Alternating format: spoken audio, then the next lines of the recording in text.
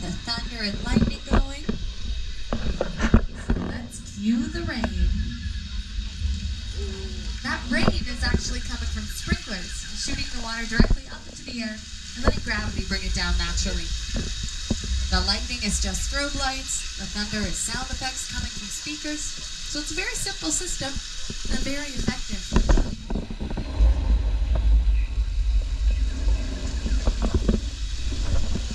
And we could keep things at this level of intensity. We could lighten it up into more of a drizzle, or we could take it up a notch.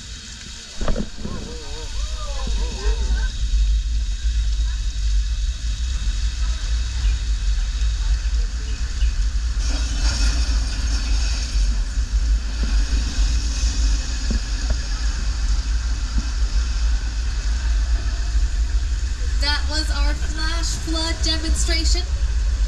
Have you seen the movie Big Fat Liar? It may look familiar because Paul Giamatti's character takes a tumble down the flash flood. Clarify, Paul Giamatti's character, not the actor himself. He obviously had a stunt double. But Lady Gaga also used the flash flood for her Judas music video. And she did not have a stunt double. She actually stood out there herself. Now, she also filmed her music video in this area of Old Mexico, which has also been used for Nacho Libre, starring Jack Black, Three Amigos, starring Chevy Chase, Steve Martin, and Martin Short, Indiana Jones and the Kingdom of the Crystal Skull, as well as the HBO series Westworld. Excuse me, it was used as the town of Pariah in Westworld. Now we're leaving our old Mexico sets to mosey on down into our old Western sets. Before I get into our Western sets, though, I do want to let you all know that our tour has just about passed the halfway mark. So I want to remind everybody to stay seated during the entire tour. The studio is private property, and if you drop your phone or just can't wait to use the restroom, pull the red cord to get my attention, and I'll be back to assist you. But do remain seated on the tram. Thank you.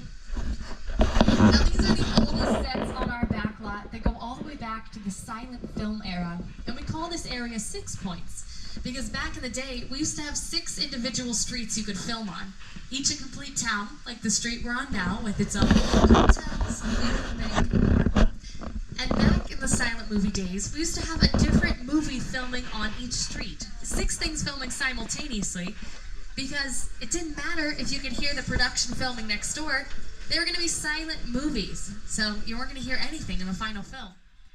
So not only are our Western sets the oldest sets on our backlot, they're also our most credited sets, with hundreds of titles attributed to them.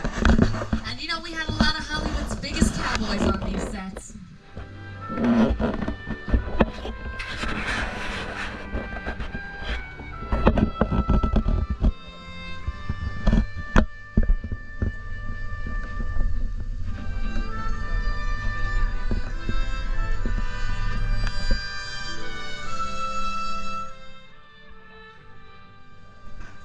More recently, our Western sets have been used for our Quantum Leap reboot series on NBC, Quentin Tarantino's Once Upon a Time in Hollywood, starring Brad Pitt and Leonardo DiCaprio, the upcoming A24 film Maxine, as well as The Color Purple, which was executive produced by Steven Spielberg.